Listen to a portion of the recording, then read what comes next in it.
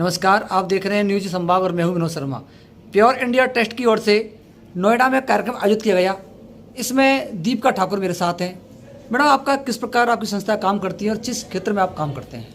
देखिए, मैं चेन्नई में एक ऑर्गेनाइजेशन है जिसका नाम वाईआरजी केयर है। वाईआरजी केयर इंडिया की पहली संस्था है जिन्होंने उसमें जो डॉक्टर सुनीति सोलोमन तो डॉक्टर सुनीति सोलोमन ने इंडिया में सबसे पहला एचआईवी का जांच किया था। तो एचआईवी के बारे में हमने शुरुआत की थी।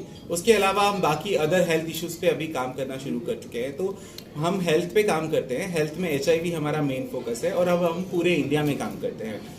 दिल्ली में भी हमारा ऑफिस है और उसके साथ साथ मैं जेंडर रिलेटेड इश्यूज पे ज्यादा फोकस रख के काम करती हूँ। और ये फोकस मेरा इसीलिए शुरू हुआ है क्योंकि मैं जब बचपन में जिंदगी गुजार रही थी तो बहुत सारे मुसीबतें मैंने फेस करी, क्योंकि मेरा जेंडर एक्सप्रेशन जो था मेरे बायोलॉजिकल जेंडर से थोड़ा अलग था। मतलब मेरा पुरुष के शरीर में जन्म हुआ लेकिन मेरी फीलिंग महिलाओं जैसी थी जी। और उससे मेरे बहुत सारी परेशानियां आ रही थी। इसके लिए मैंने जेंडर पे काम करने का एक डिसीजन लिया और आज मैं जेंडर रिलेटेड इश्यूज पे काम करती हूँ। उसके लिए मैं बहुत सारे मिनिस्ट्रीज के साथ मिलकर भी काम करती हूँ और बहुत सारे संस्थाओं के लिए काम करती हूँ। और अभी हिंदुस्तान में 20 ऐसे सेंटर चला रहे हैं हम, जिसके अंदर मैं जेंडर रिलेटेड टॉपिक्स को लेकर काम कर रही हूँ और उनको देख रही हूँ। इसके अलावा पिछले कुछ सालों में मैंने 4-5 संस्थाएं हैं जिनको खड़ा किया है, रजिस्ट्रेशन करने से लेके प्रोजेक्ट लाने तक, पैसा लाने तक, काम करने तक, अलग अलग क्षेत्रों में वो भी मैंने काम किया है। उसके ऊपर से जेंडर रिलेटेड इश्यूज पे मैं ट्रेनिंग देती हूँ। बहुत सारे कॉलेज, यूनिवर्सिटी, स्कूल, वहां सब जाकर देती हूँ, क्योंकि जो प्रॉब्लम मैंने अपने कॉलेज और स्कूल लाइफ में झेली है वो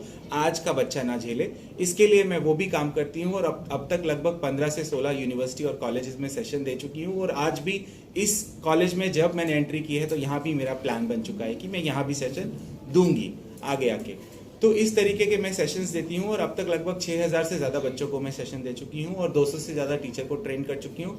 7 कॉलेजेस में एक यूनिट बन गया है, LGBTQ कम्युनिटी ग्रुप या फिर क्वीर कम्युनिटी ग्रुप, ऐसे नाम दे के बनाया है, जिसमें वो लोग ऐसे मुद्दों पे बात करते हैं जो मुद्दे, जो परेशानियां मैंने महसूस की हैं, वो परेशानियां आगे बच्चे महसूस ना करें।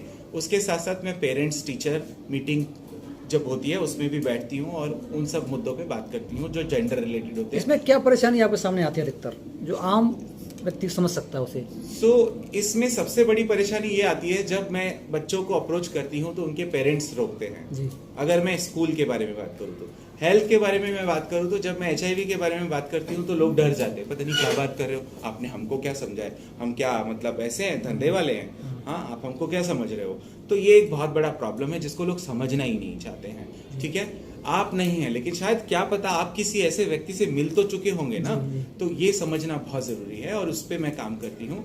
और ये सब काम करते करते ही मैं बहुत सारी चीजों पे जुड़ गई और नेशनल लेवल पे काम कर रही हूँ। पिछले 13 साल से वर्किंग हूँ। जेंडर रिलेटेड में क्या परेशानी आती है? जेंडर रिलेटेड इश्यूज पे काम करने के लिए जरूरत क्यों पड़ी ये मैं आपको बताती हूँ। जरूरत इसीलिए पड़ी कि जब मेरा पुरुष के जैसा जन्म हुआ, पुरुष के शरीर में, और स्कूल में पढ़ाई होती थी तो लोगों ने बोला कि ये इंसान छक्का है, ये इंसान हिजड़ा है, और मेरे कपड़े खोल के मेरे प्राइवेट पार्ट्स, जिसको जेनाइटल ऑर्गन्स कहते हैं, उसको देखने की कोशिश करते थे। ये उनका हक नहीं था जी। ये उनको जरूरी भी नहीं था, लेकिन वो क्यों करते थे? क्यों मेरे साथ ऐसा होता है? और मेरे जैसे, मैं कहती हूँ, हजारों बच्चों के साथ हुआ है, उनके कपड़े उतार दिए गए हैं और उनके साथ ऐसे रेप कर दिए जाते हैं जिस रेप को कहीं कागजों में लिखा भी नहीं जाता है, कोई पुलिस और कोर्ट कार्रवाई भी नहीं करता है उसकी।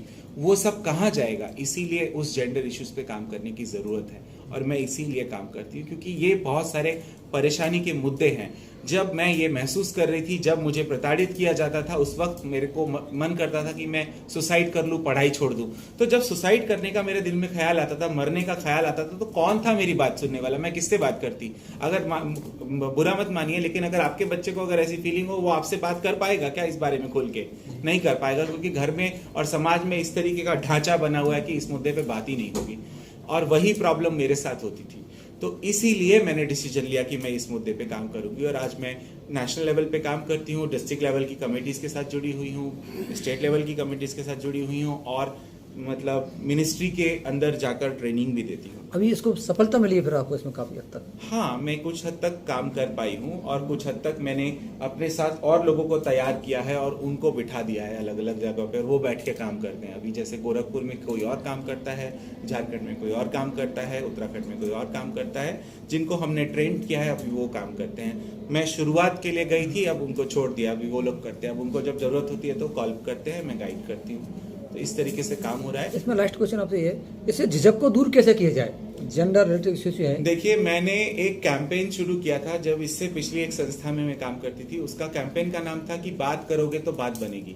कोई भी झिझक तब खत्म होगी जब आप बात करोगे।